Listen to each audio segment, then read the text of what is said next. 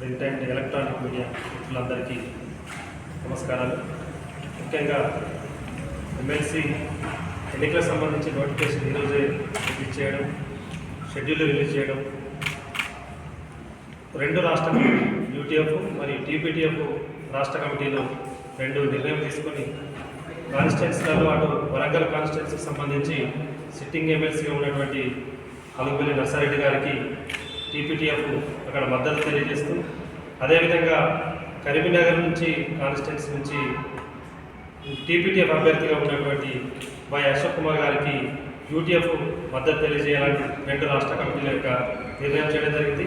అందులో భాగంగానే ఇంకా కలిసి వచ్చేటువంటి సంఘాలతోని వారి మద్దతుతోని ఈ రెండు కాన్స్టిట్యున్సీలలో ఈ ఇద్దరి అభ్యర్థులను గెలిపించాలని, ముఖ్యంగా విద్యారంగానికి మరియు ఉపాధ్యాయుల శ్రేయస్సు కోసం గత 6 సంవత్సరాలుగా పనిచేసినటువంటి అలుగుబెల్లి నర్సారెడ్డి గారు మరియు ఇప్పుడు వై అశోక్ కుమార్ గారు ఇద్దరు గెలిచినట్టయితే ఇవాళ ప్రభుత్వ పాఠశాల రక్షణకు విద్యార్థులకి మేలు జరుగుతుంది.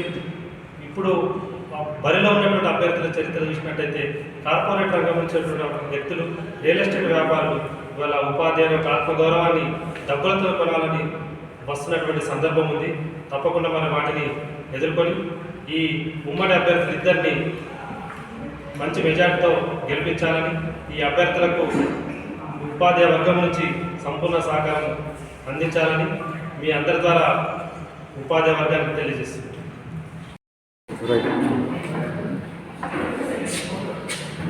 మీ పేరు చెప్పారు. నేను Nannaboina Tirupati, Telangana progressive teachers federation రాష్ట్ర ప్రధాన కార్యదర్శి. ప్రింట్ అండ్ ఎలక్ట్రానిక్ మీడియా మిత్రులందరికీ నమస్కారం. వాళ్ళ ఉపాధ్యాయ ఎమ్మెల్సీ స్థానాలకు షెడ్యూల్ విడుదల చేయడం జరిగింది.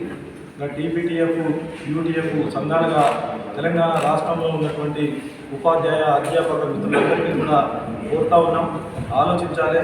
గత 10 ఏళ్లుగా ఈ రాష్ట్ర ప్రభుత్వాలు ఉపాధ్యాయ విద్యారంగ సమస్యలను పరిష్కరించడంలో విఫలమైనవి.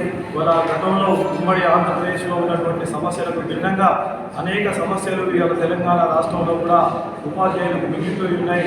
ఇప్పటికీ గత రాష్ట్ర ప్రభుత్వం ఉపాధ్యాయులకు, ఉద్యోగులకు 317 జీవోలు తీసుకొచ్చి అనేక మంది ఉపాధ్యాయులను అన్యాయానికి గురి చేసి వారి యొక్క చావులకు కూడా తీసుకొచ్చినటువంటి జీవో 317 జీవో.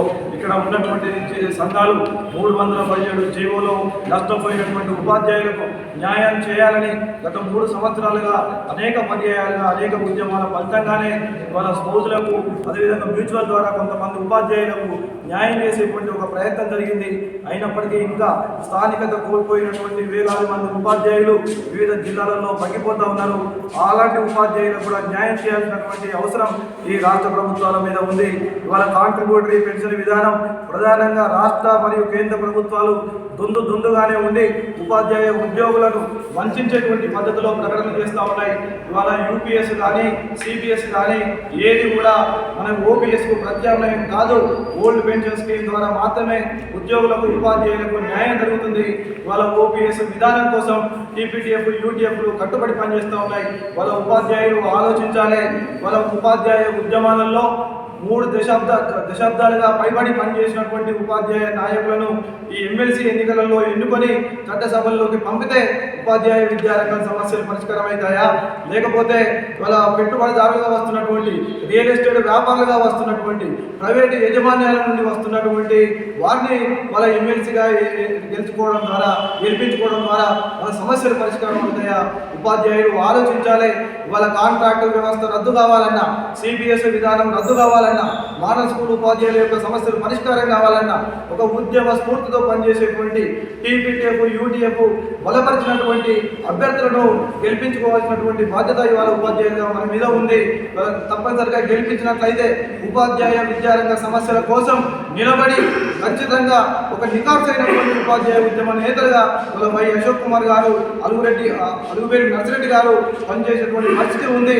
వాళ్ళ భవిష్యత్తు ఉపాధ్యాయ ఉద్యమానికి పేద చదువుకునేటువంటి సర్కారు విద్యను బతికించుకోవడానికి మేము సాయశక్తుల కృషి చేస్తామని, ఉపాధ్యాయులు ఈ అభ్యర్థులను గెలిపించాలని టీపీటీఎఫ్, యూటీఎఫ్ అభ్యర్థుల తరఫున మేము ఉపాధ్యాయులను కోరుతా ఉన్నాం.